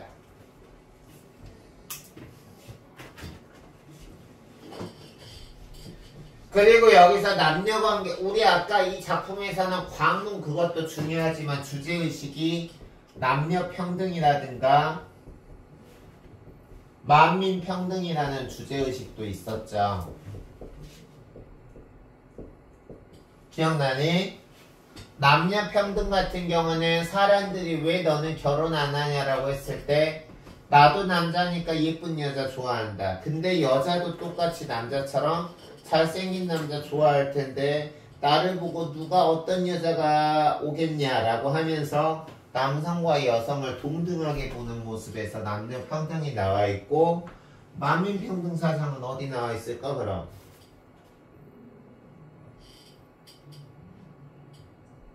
맨 마지막에 나와 있죠. 맨 마지막에 이제 그 권력자들이라고 운심이 있는 곳에 가서 그 도도한 운심이가 광문을 보고 춤을 추면서 맨 마지막에 그 권력자들과 함께 춤을 췄고 광문이 모두와 벗을 맺었다라는 부분에서 권력이나 신분관계에 관련 없이 친구가 될 수 있는 만민평등 사상이다. 그래서 여기에는 박지원의 성각자적 인식이 드러난다. 됐습니까? 나머지는 다 설명했고요. 뭐 광문의 성격은 너무 강조했고 집주인 같은 경우도 광문의 사람됨을 알아보고 소개해줄 정도로 남을 돕기 좋아하고 약국 부자 같은 경우는 이거 알아두세요. 신중해. 약국 부자가 신중한 성격이라는 건 어디에서 알 수 있었지 얘들아? 의심해도 심증은 있지만 물증이 없으니까 말하려다가 참은 부분에서 나와있죠. 잘했어요. 그리고 자신의 잘못을 인정하고 정직하면서 남을 아낄 줄 아니까 처음에는 이제 사건 끝나고 나서 약국 부자가 처음에는 내가 너를 의심해서 내가 소인이고 광문인 너가 장자라고 했는데 그 뒤에 보면은 사람들이 야곱 부자도 장자라고 했다라고 했죠. 그때 그 이유가 바로 이것 때문이죠. 야곱 부자는 일반적인 사람과는 다르게 잘못을 알게 되면 인정할 줄 알고 그걸 바꾸려고 하니까. 그리고 운심 여기서부터 밑줄 치세요. 검은세가부터. 검은세가 애들에게는 도도하고 콧대가 높지만 광문의 순수함을 알아볼 수 있는 이런 선생님의 이상형은 이런 여자예요. 뭐 얼굴 예쁜 여자면 좋겠지만 얼굴 예쁜 선생님도 잘생기지 않았는데 뭐 예쁜 여자가 선생님을 좋아한다면 선생님도 좋겠지만 선생님 같은 경우도 좀 여자가 이렇게 현명한 여자였으면 좋겠어. 그래서 광문의 순수함을 알아보고 광문을 위해 춤을 춘다. 됐습니까? 여기까지 질문 없어? 없어? 수업 없어? 그래요. 그러면 우리 여기까지 하고요.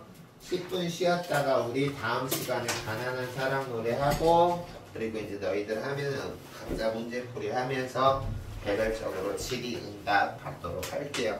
첫 시간 고생하셨어요.